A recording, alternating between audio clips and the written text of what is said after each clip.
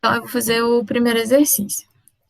Ele quer, explique com suas palavras qual das soluções listadas apresenta maior pressão de vapor com a mesma temperatura. Então, vamos lá. A sacarose, ela tem uma maior concentração. A gente tem que a concentração dela é 0,1 mol por litro. E trata-se de um soluto molecular, que é o que eu falei, ela não vai se dissociar, mas a molécula inteira dela vai reagir com a molécula do solvente. Assim, terá um maior número de partículas dissolvidas que não passarão para o estado de vapor. Então, todo o meu 0,1 mol de sacarose vai reagir com o solvente. Já no caso do hidróxido de potássio, que é o KOH, quando ele entra em contato com o solvente, ele vai dissociar, e aí a gente vai ter 1 mol de potássio e 1 mol de OH-. No caso do. Só que a gente pode ver aqui, ó, que a concentração do cloreto de cálcio e do hidróxido de potássio é menor que a da sacarose. E aí a gente tem o segundo, que é o cloreto de cálcio. Quando ele entra em contato com o solvente, ele vai dissociar e a gente vai ter 1 mol de Ca2+, e 2 mols de Cl-. Então, eu vou ter uma maior quantidade de moléculas no meu soluto do que o do hidróxido de potássio, por exemplo, certo? Então, mesmo que o hidróxido de potássio e o cloreto de cálcio tenham a mesma concentração, como o cloreto de cálcio ele tem mais partículas dissociadas, que vão ser 3 mols, mais partículas não passarão para o estado de vapor. Então, ele vai ter uma maior pressão de vapor. Vocês entenderam?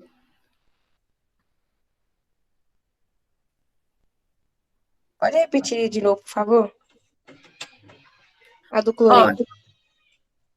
então, a do cloreto, quando ele entra em contato com o solvente, ele vai dissociar.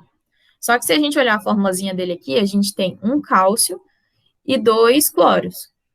Então, se ele dissociar, isso daqui vai ser 1 mol de CaCl2. Ele entrando em contato com o solvente, ele vai dissociar e a gente vai ter 1 mol de Ca2+, e 2 mols de Cl-. Então, eu vou ter 3 mols, enquanto inicialmente eu tinha um só. Isso vai fazer com que. E esses íons dele, o Ca2+ e o Cl-, eles vão interagir com as moléculas do solvente. Então, eles vão estar meio que prendendo essas moléculas ali naquela solução. Então, menos moléculas, menos partículas vão passar para o estado de vapor. Então, ele vai ter maior pressão de vapor. Você vai ter que aumentar a pressão de vapor dele para que essas moléculas evaporem, já que quando você acrescentou o CaCl2, ele prendeu mais moléculas do solvente. Ficou confuso? Deu para entender? Aumentar a pressão seria aumentar a temperatura? Eu tô confundindo. Não necessariamente. Se tivesse fechado o recipiente, se aumentasse a temperatura, aumentaria a pressão também. As propriedades coligativas das soluções dependem da pressão máxima de vapor do líquido, da natureza das partículas dispersas na solução, da natureza do solvente somente, do número de partículas dispersas na solução, da temperatura de ebulição do líquido. A gente sabe que as propriedades coligativas têm só uma coisa que alteram elas, né? Que vai ser a quantidade de partículas dispersas na solução. Elas não dependem da natureza, não dependem da natureza das partículas. E a pressão máxima de vapor, temperatura de ebulição, vão ser só uma consequência dessa alteração do número de partículas. A adição de sacarose a 1 litro de água pura fará com que assinale a alternativa incorreta nesse caso. Então, a gente teve a sacarose adicionada a 1 litro de água. Ele quer saber o que não vai acontecer no caso, né? Quando você adiciona a sacarose na água, as suas moléculas elas vão interagir, certo? Impedindo que mais moléculas passem para o estado de vapor. Então, a pressão de vapor vai ser menor, que é o que a gente viu ali. Quando a gente adiciona, por ter tido essa interação, vai ser mais difícil de evaporar a água. Então, a pressão de vapor dela vai ser menor, que é a tonoscopia. Então, já não é. Então, a primeira está certa. O ponto de ebulição vai ser maior, porque quando você adiciona a sacarose, para que essa água evapore, você vai ter que aumentar mais a temperatura, porque tudo por conta dessa interação. Então, o ponto de ebulição vai ser maior. Então, aqui, se o ponto de ebulição aumente, também está correto. Beleza. E o ponto de fusão, que é o de congelamento da água, vai ser menor. Porque a gente viu lá que quanto mais soluto a gente tiver em um solvente, mais facilmente ele vai congelar, certo? Então, o seu ponto de fusão, que é o ponto de congelamento, vai abaixar, vai diminuir, ou seja, a temperatura vai ser cada vez menor. Então, a letra A está certa, o ponto de fusão vai abaixar também está certo. Agora, a pressão de vapor vai ser maior, que a gente já viu que vai ser menor, então a resposta errada é a letra C, porque o ponto de ebulição vai aumentar e o ponto de congelamento também vai abaixar. É comum adicionarmos sal ou açúcar na água para realizar algumas receitas, como fazer o café. Essa prática é conhecida como ebulioscopia, porque quando a gente adiciona o sal ou açúcar à água, as moléculas vão interagir, isso vai dificultar a passagem da água para o estado gasoso. Assim, a temperatura para a ebulição da água aumentará, que é a ebulioscopia. Assim, responda nesse espaço a situação problema do início deste plano de ensino. Aí eu fui buscar lá a situação problema para a gente dar uma lida de novo. Fala assim: a Organização Mundial da Saúde, OMS, recomenda o consumo de 18 quilos de açúcar por pessoa ao ano, o equivalente a 50 gramas do produto por dia.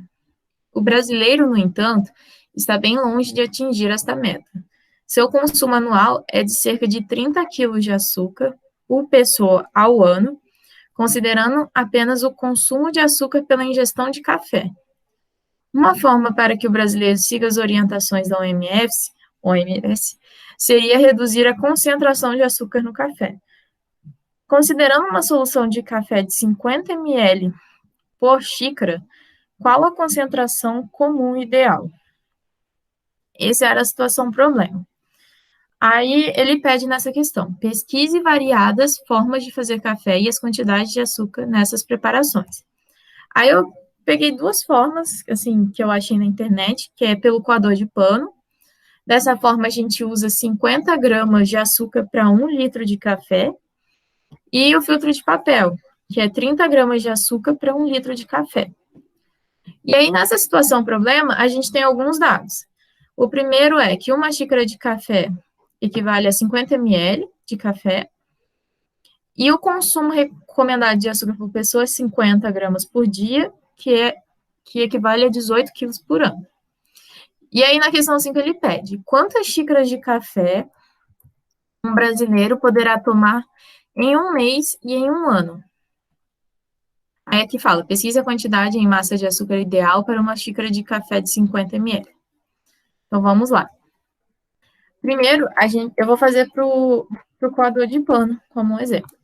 Então, a gente tem que, para o coador de pano, a gente precisa de 50 gramas de açúcar para 1 litro de café.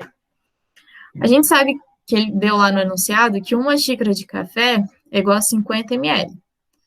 Aí eu vou converter para litro. Isso vai me dar 0,05 litro, que equivale a uma xícara de café. Então, em 1 litro de café, eu vou ter 50 gramas de açúcar. Em 0,05 litros de café, que é uma xícara, quanto eu vou ter de açúcar? Aí eu faço a minha regrinha de 3 e eu vou encontrar que em uma xícara de café de 50 ml, eu tenho 2,5 gramas de açúcar. Beleza.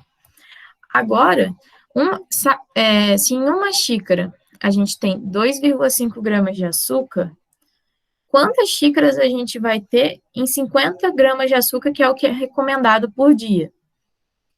Então, fazendo a multiplicação cruzada, a gente encontra que isso equivale a 20 xícaras de café por dia,